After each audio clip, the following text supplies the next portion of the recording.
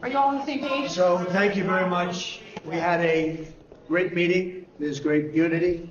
Whether it's one bill or two bill, it's going to get done one way or the other. I think there's a lot of talk about two, and there's a lot of talk about one, but it doesn't matter. The end result is the same. We're going to get something done that's going to be reducing taxes and creating a lot of jobs and all of the other things that you know about. But this was a really unified meeting, and I want to thank John and everybody for. It was a great turnout. You know, this was came here for the funeral tomorrow. We went over to Blair House. I went over with First Lady. Met the Carter family. They were lovely. They were really very sad, but also they were celebrating because he was a very fine man. I knew him a little bit, but I knew him only as a fine man. Then we came here. We had a meeting, but it was a really good meeting, very strong, and we'll get something done. One bill, two bills doesn't matter to me.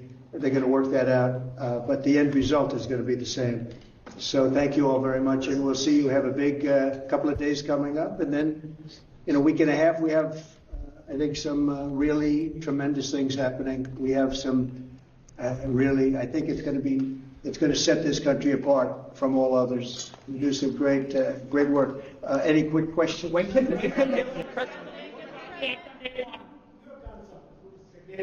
that, we might have been animal with comments. Would you consider sending the U.S.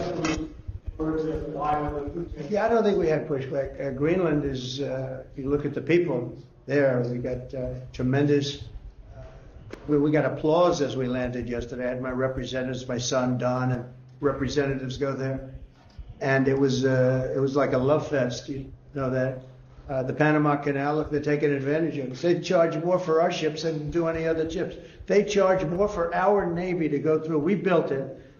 We gave it to them for $1. In other words, we gave it to them for nothing. The most expensive structure ever built in the history of our country, relatively speaking. The most expensive, by far. It lost 38,000 people. They gave it to them for $1. And then they charge more for our ships. It's not going to happen. And China's running the Panama Canal. That's not going to happen either. California, Mr. President, during the pandemic, you often said that you didn't believe that you should bail out states that you believe being this managed. Given your criticism of Governor Gavin Newsom, are you willing to work with him, and do you believe that federal aid should be provided to California for as long as it takes? Well, it's very sad because I've been trying to get Gavin Newsom to allow water to come. You'd have tremendous water up there. They send it out to the Pacific because they're trying to protect a tiny little fish, which is in other areas, by the way, called a smelt. And for the sake of a smelt, they have no water. They had no water in the fire hydrants today in Los Angeles. It was a terrible thing. And we're going to get that done. It's going to finally be done. I got it done from the federal side, and he didn't want to sign it, but it's not going to happen again like that. There's no reason. Can you imagine? You have farmers that don't have any water in California. They have plenty of water. They don't have a drought. They send it out to the Pacific, and it's crazy. So what's happening in California is a true tragedy. I know those areas very well. I have many friends living in those houses. That is a true tragedy. Nobody ever thought. I mean, virtually Beverly Hills and areas around Beverly Hills are being decimated. The biggest homes, some of the most valuable homes in the world are just destroyed. I don't even know. You know, you talk about a tax base. If those people leave, you're going to lose half your tax base of California. This is a true tragedy, and it's a mistake of the governor, and you could say the administration. They don't have any water. They didn't have water in the fire hydrants. They don't have water.